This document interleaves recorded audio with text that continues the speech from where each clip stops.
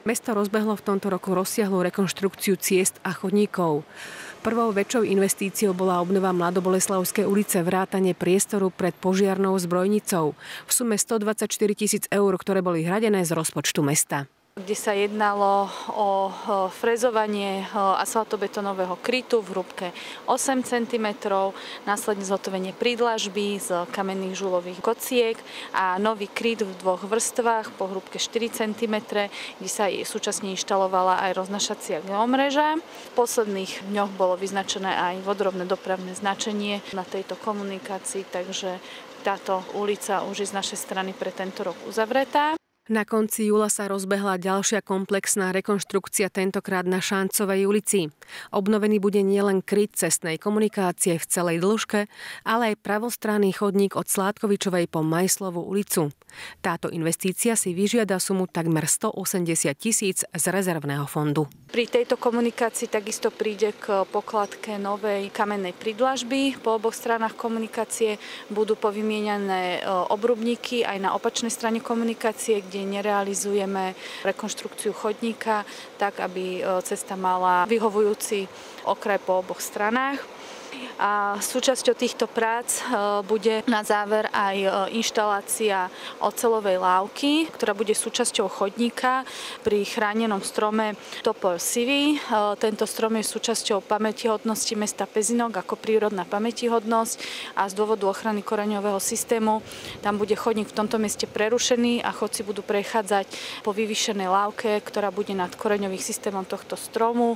Takže práce na Šancovej ulici by sme mali mať ukončené do vynobrania a táto ulica by mala byť prejazdná v plnom profile počas vynobrania. Čo sa týka priechodnosti tejto komunikácie, tá je stále zabezpečená v jednom jazdnom pruhu. Parkovanie vozidiel nie je umožnené s výnimkou asfaltovania, kedy vlastne budeme potrebovať uzavrieť celú ulicu. V tomto roku pristúpi mesto aj k oprave cestnej komunikácie na ulici SNP, ktorá je vo viacerých úsekoch v zlom technickom stave.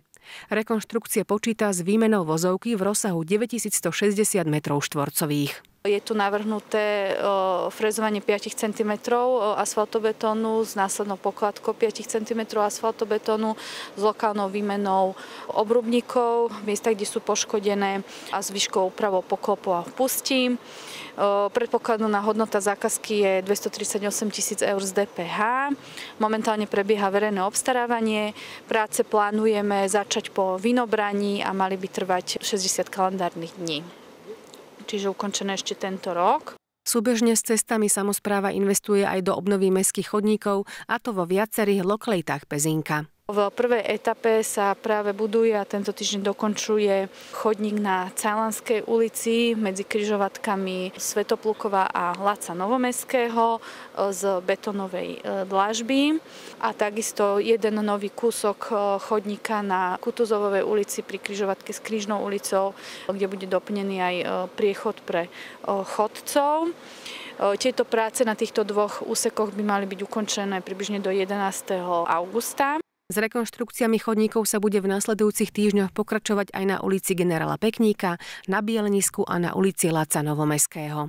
Na ulici Generála Pekníka sa jedná o úsek od obchodu CBA po vlastne odbočenie na Šafarikovú ulicu, vrátanie pozdĺžneho parkovania automobilov pred materskou škôlkou Generála Pekníka. Na Bielenisku sa jedná o rekonštrukciu celého asfaltového chodníka v celej dĺžke od bytového družstva až po Zámodskú ulicu.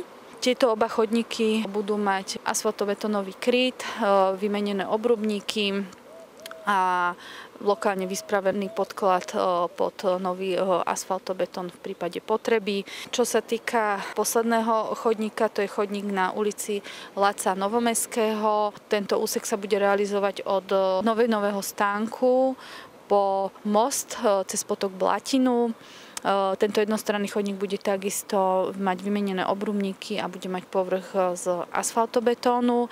Tento sa bude realizovať od polovice augusta do konca septembra. Pri rekonštrukcii jednotlivých úsekov týchto chodníkov je vždy zabezpečená prejazdnosť cestnej komunikácie, ktorá je priľahlá k tomuto chodníku, a prosíme vodičov o rešpektovanie dočasného dopravného značenia. Celková čiastka do rekonštrukcie chodníkov predstavuje sumu 190 000 eur a je hradená z rozpočtu mesta, konkrétne z rezervného fondu a poplatku za rozvoj. Výsledkom realizácie všetkých projektov v rámci cestnej infraštruktúry bude výrazne komfortnejší a bezpečnejší prejazd pre vodičov aj peších, ako aj modernejší a estetickejší vzhľad mestských komunikácií.